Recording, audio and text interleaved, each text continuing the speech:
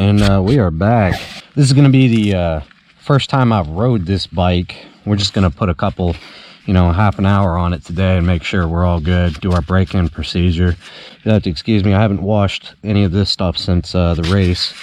But here we are, all back together, new pipe, new countershaft sprocket, and yeah, everything's all bolted down tight, greased and lubed and ready to roll. My battery's dead and my module down here for my my temperature's bad, so contacted Trail Tech and they were like, oh yeah, just send us the receipt that when you bought it and we'll send you out a new one. I'm like, oh, okay, cool. So Trail Tech definitely stands behind their products.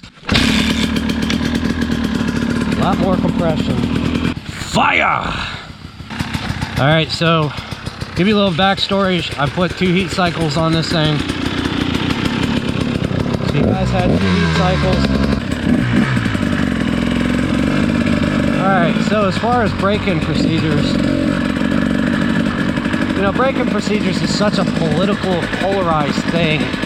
I'm just going to do what I like to do for break-in procedure. And if y'all agree with it, y'all agree with it. If you don't, you don't. My bike, I have to pay for it to fix it, so it is what it is, right? My mistake to live. While we're putting around and getting this thing up to a real good warm operating temperature, I would like to say there are a couple things that I think that went wrong. I think 2 things. Obviously the dry air filter, which was my fault. And it's terrible. I'm a tech, obviously, and I know better, but I did it anyways, right? So yeah, that's on me. And also getting stuck, even before the race, when you're going, and then you come to like, let's say you have the engine at high RPM, and then it just goes blah, and it stops like this. That sucks.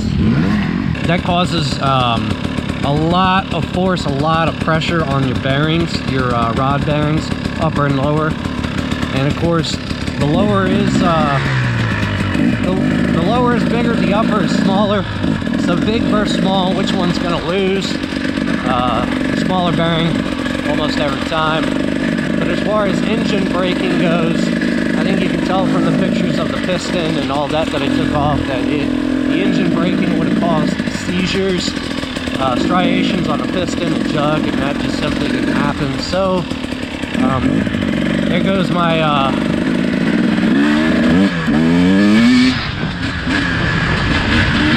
guess my thing with the engine braking is really not an issue. This thing feels like it's got a lot more power, to tell you the truth. So far, the bike's feeling really good, real healthy.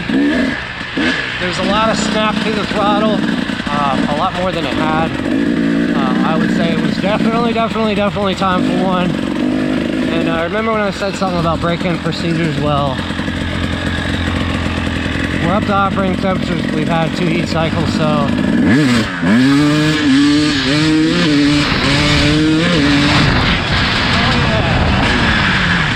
she's got more power. That was 4th gear pulling the wheel up. She's back to being extremely violent. Oh yes, I love it.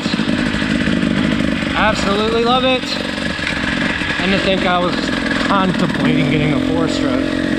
$250 for the top end, and she's back to 100%. I'll stay 2-stroke, thank you.